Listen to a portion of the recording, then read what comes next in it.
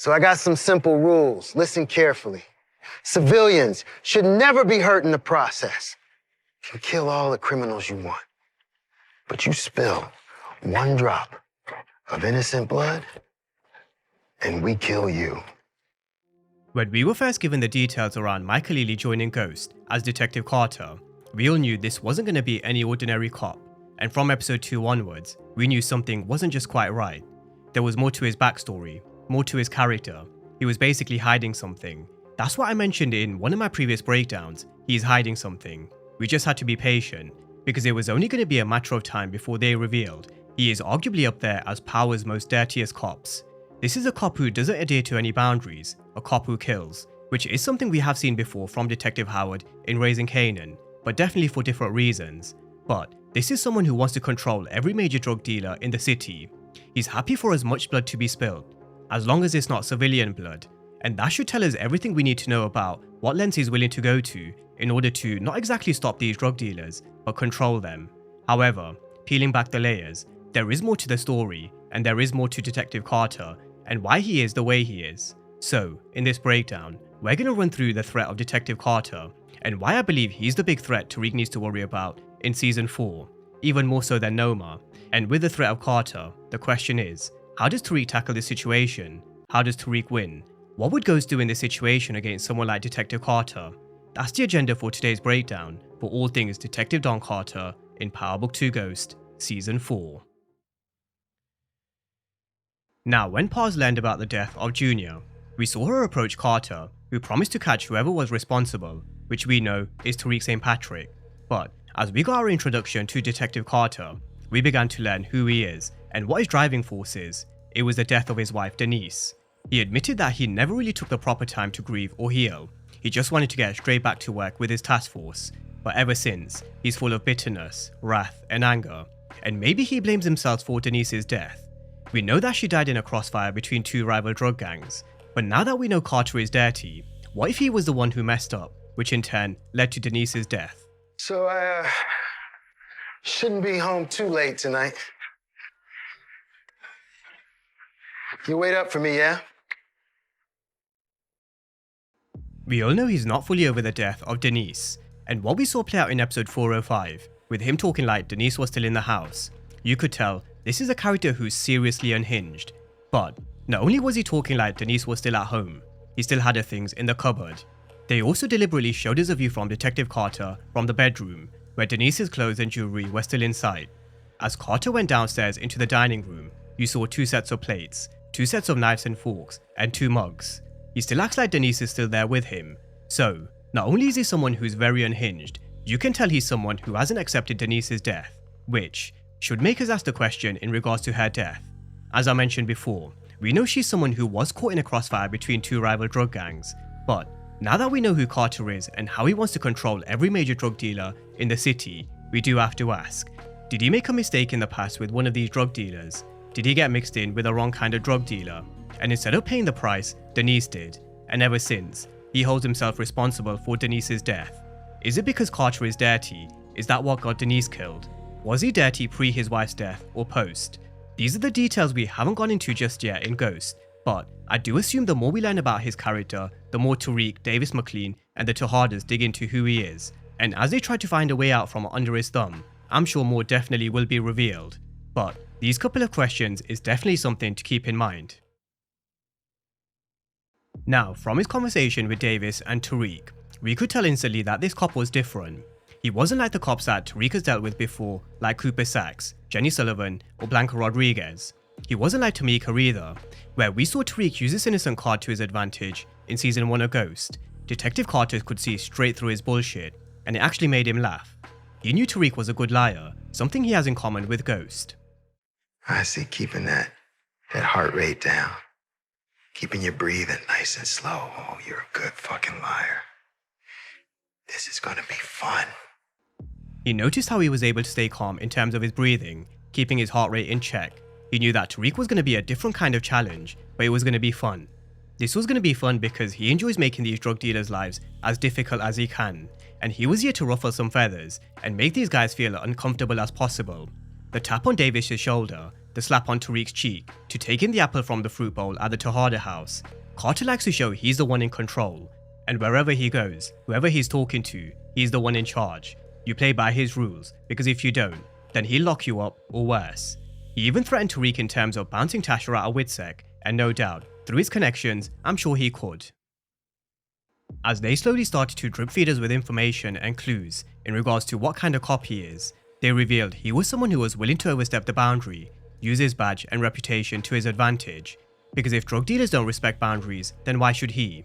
Although what Carter did with OB isn't something new, it is something we've seen before in Power, but it was very cunning, and it gave us a glimpse of how he knows how to play the game, how he can use certain psychological tactics to outsmart these drug dealers, which we saw again when he decided to play Monet and Tariq against each other, which was very smart. He wants to play these drug dealers against each other, because like we all learned, he doesn't mind if they kill each other, spill as much blood as you want in the streets, as long as it's not civilian blood. However, this is where I do think we do need to discuss Kamal Tate. I squeezed it out of Roma when I questioned him after the collar. Yeah, I'll have one of my guys run that down. Why?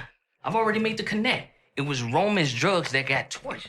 I once said, Kamal Tate is actually one of a very few good cops that Power have produced. He's by the book, he knows the players, he does the right kind of investigation and research, which allows him to connect the right dots. From questioning Roman Price, he managed to get the name of Marcus Zion Washington, but Carter wasn't interested. Instead, he gave him this speech about a time when one of his friends overstepped the boundary in his home, which was a warning shot to Kamal Tate, stay in your lane.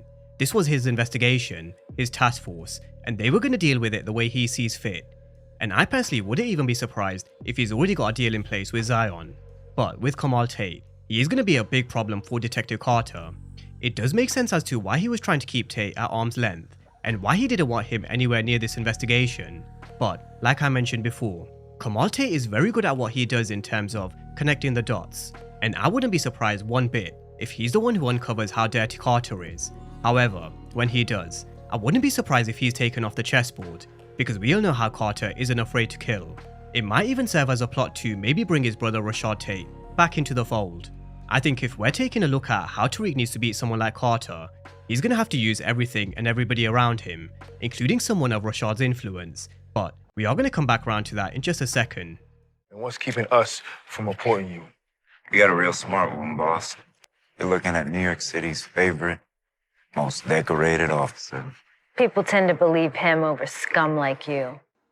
Now, why don't they just report Detective Carter for being dirty? I mean, I guess you could try, but he's one of the most respected cops in the city, and his connections and influence definitely runs deep, which also goes back to his conversation with Davis McLean. He mentioned that he had friends in all sorts of high places that can make things happen, and he also needs to pay his people, but 35%, that is a big cut. Tariq called Davis crazy for asking for 20%, but with 35%, what exactly is Drew and Monet going to be left with after all their expenses? You probably do turn a bit of a profit, but it probably just keeps you making enough money in order to survive and also pay Carter, which is probably Carter's aim. Just keep them afloat enough but wrapped around your finger. He also let them keep the shipment of drugs that they stole, because just like he said to Tate before, his aim is to play these drug dealers against each other. He knows that this supply of drugs belongs to someone else. Whether he knows it's Noma's, who knows, but the kind of guy Carter is, I wouldn't be surprised if he put word out on the street. Monet and Drew stole this drug supply, which then causes beef between Noma and the Tejadas. After all, he sure does love playing these guys against each other. Now going into Season 4 Part 2, how does Tariq, Monet and Davis McLean tackle Detective Carter? We've got a couple of scenes with the task force raiding the Tejada house, Drew in jail, and a scene with Carter pulling a gun towards who I initially thought was Pinky. It really is difficult to tell with the teaser being in black and white, but it does make sense if he is targeting someone who's very valuable to Tariq. I did mention before, Pinky is low-key one of the MVPs of Season 4, because Pinky just gets shit done, no fuss, no questions asked.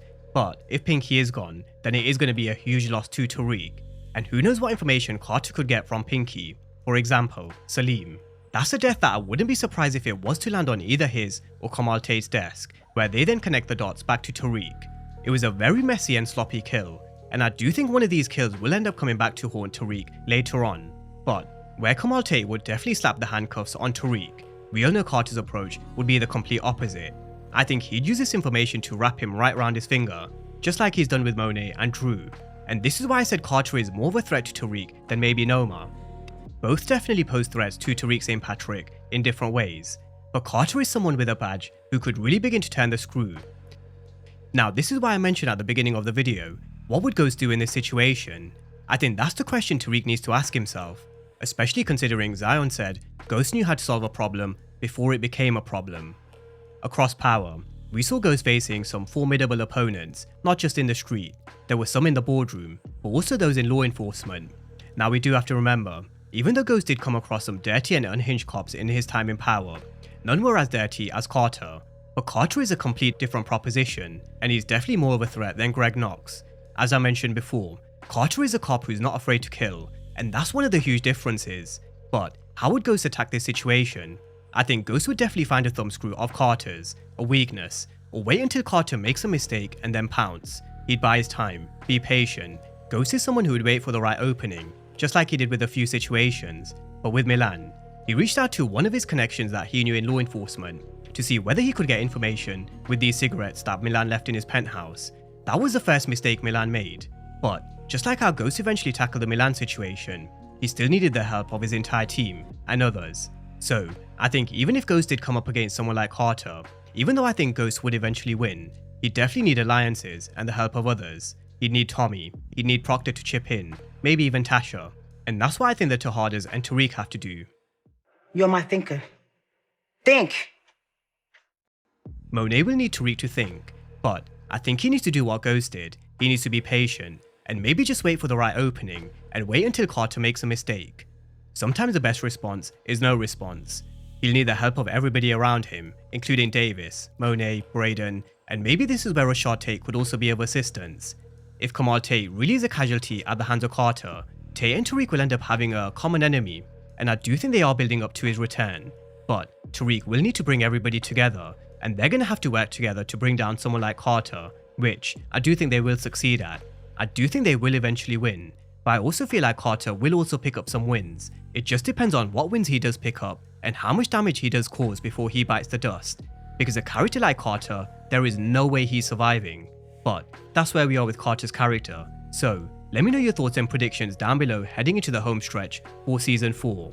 Drop all your thoughts down below in the comment section, and as always, thank you guys for watching, and I'll see you next time.